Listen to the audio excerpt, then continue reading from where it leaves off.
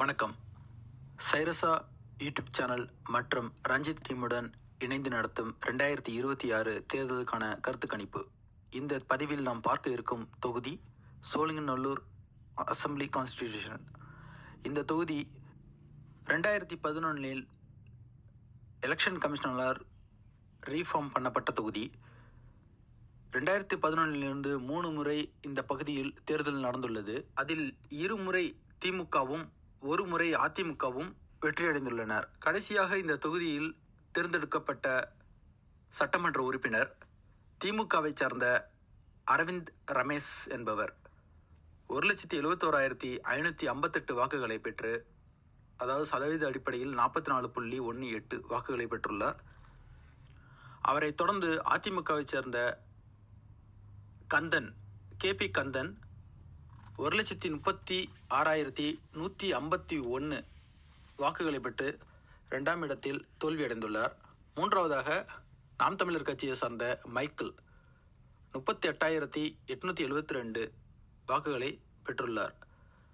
சதவீத அடிப்படையில் 10.1. மக்கள் நீதி மைய கட்சியை சார்ந்த ராஜீவ்குமார் 30,284 வாக்குகளை பெற்றுள்ளார். சதவீத அடிப்படையில் 7.80. தேமுதிக முருகன் 3,912 வாக்குகளை பெற்றுள்ளார். 1% வாக்குகளை பெற்றுள்ளார். நோட்டோ 3,030 வாக்குகளை பெற்றுள்ளது. 0.78% அடிப்படையில் பெற்றுள்ளது. திமுக ஸ்விங் பண்ண ஓட்டுகள் 1.65% ஆகும். KP கந்தனை விட 35,405 வாக்குகள் அதிகமாக பெற்று அரவிந்த் ரமேஷ் என்பவர் இந்த தொகுதியில் வெற்றி பெற்றுள்ளார். தற்போது இவர் சட்டமன்ற உறுப்பினராக இந்த பகுதியில் பணியாற்றி வருகிறார். இந்த சோழிங்கநல்லூர் பகுதியில் SC மக்கள் 13.23% மக்களும், SC/ST பிரிவை சேர்ந்த மக்கள் 13.23%, பேக்வர்ட் கிளாஸ் பீப்புள் 87.5% உள்ளனர்.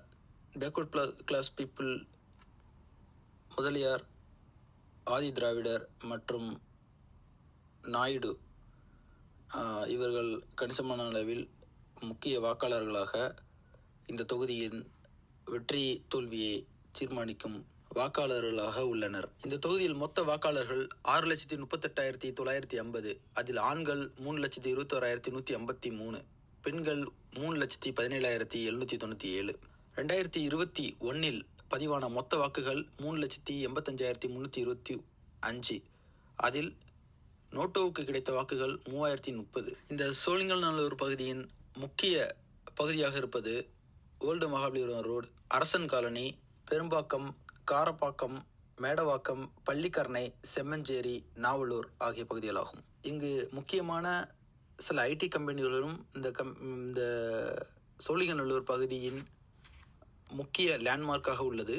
அதில் விப்ரோ, காக்னிசன்ட் போன்ற கம்பெனிகள், HCL, சிப்காட், IT பார்க் போன்றவைகளும் உள்ளன.